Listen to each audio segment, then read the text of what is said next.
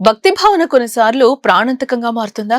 దైవ దర్శనం కోసం వెళ్లిన చోట ఒక నమ్మకం నిండు ప్రాణాన్ని బలిదీసుకుంటుందా? దక్షిణ భారతదేశంలోని అత్యంత ప్రసిద్ధ శైవ క్షేత్రమైన తమిళనాడులోని అరుణాచలంలో ఇటీవల జరిగిన ఒక విషాద సంఘటన ఇప్పుడు తీవ్ర చర్చనీయాంశమైంది. గిరి ప్రదక్షిణ మార్గంలో ఉన్న మోక్ష మార్గం గుహలో ఇరుక్కొని ఆంధ్రప్రదేశ్ కు చెందిన ఒక భక్తుడు ప్రాణాలు కోల్పోయిన విషయం తెలిసిందే. ఈ ఘటన భక్తి వెనుక ఉన్న ప్రమాదాలను, భక్తులు వహించాల్సిన అప్రమత్తతను మరోసారి గుర్తు చేస్తోంది. అసలు ఏంటి మోక్ష మార్గం, అక్కడ భక్తులు ఎందుకంత సాహసం చేస్తున్నారో తెలుసుకునే ముందు వేద టీవీని తప్పకుండా సబ్స్క్రైబ్ చేయండి. అరుణాచల కొండ చుట్టూ ఉన్న 14 కిలోమీటర్ల గిరి ప్రదక్షిణ మార్గంలో ఇడుక్కి పిళ్ళయార్ కోవిల్ అంటే సందు వినాయకుడి గుడి ఉంది. దీన్నే భక్తులు మోక్ష మార్గం లేదా మోక్ష ద్వారం అని పిలుస్తారు. ఇది మనుషులు కట్టింది కాదు, ప్రకృతి సిద్ధంగా ఒక పెద్ద కొండరాయి మరియు నేల మధ్య ఏర్పడిన అత్యంత ఇరుకైన రాతి సందు. ఈ మార్గం మొదట్లో ఒక చిన్న వినాయకుడి విగ్రహం ఉంటుంది. పూర్వకాలంలో అరుణాచల కొండల్లో తిరిగే సిద్ధులు, యోగులు తమ తపోశక్తిని, ఏకాగ్రతను పరీక్షించుకోవడానికి ఈ ఇరుకైన మార్గాన్ని ఉపయోగించేవారని చెప్తారు. గిరి ప్రదక్షిణ చేసే భక్తులు అహంకారాన్ని తగ్గించి వారికి మోక్షాన్ని ఇచ్చేందుకే వినాయకుడు ఇక్కడ కొలువై ఉన్నాడని భక్తుల నమ్మకం. ఈ చిన్న రాతి సందు గుండా నేలపై బోర్లా పడుకుని పాములా పాకుతూ అవతలి వైపునకు రావటం వెనక కొన్ని నమ్మకాలున్నాయి.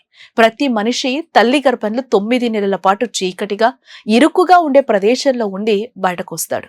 ఈ మోక్ష మార్గం గుండా దూరి అవతలికి రావడం అంటే మళ్లీ జన్మనెత్తడమేనని, ఇలా చేస్తే పునర్జన్మ ఉండదని భక్తులు నమ్ముతారు.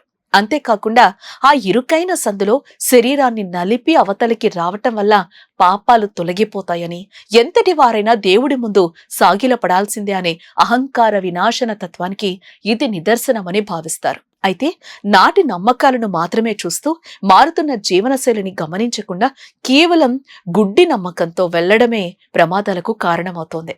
పూర్వకాలంలో మనుషులు శారీరక శ్రమతో సన్నగా ఉండేవారు. కానీ నేటి కాలంలో స్థూలకాయం, పొట్ట పెరగడం వంటి సమస్యలు ఎక్కువయ్యాయి.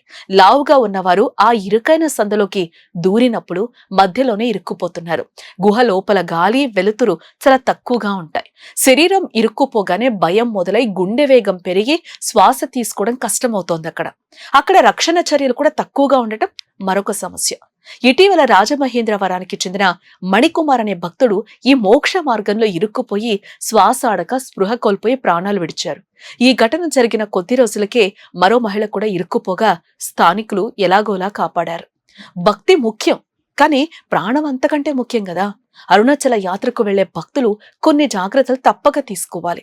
మీ శరీరం లావుగా ఉన్నా, పొట్ట ఎక్కువగా ఉన్నా ఎట్టి పరిస్థితుల్లోనూ ఆ గుహలోకి వెళ్లకూడదని సూచిస్తున్నారు.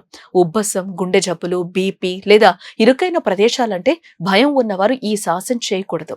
గుహలోకి దూరితేనే మోక్షం రాదు.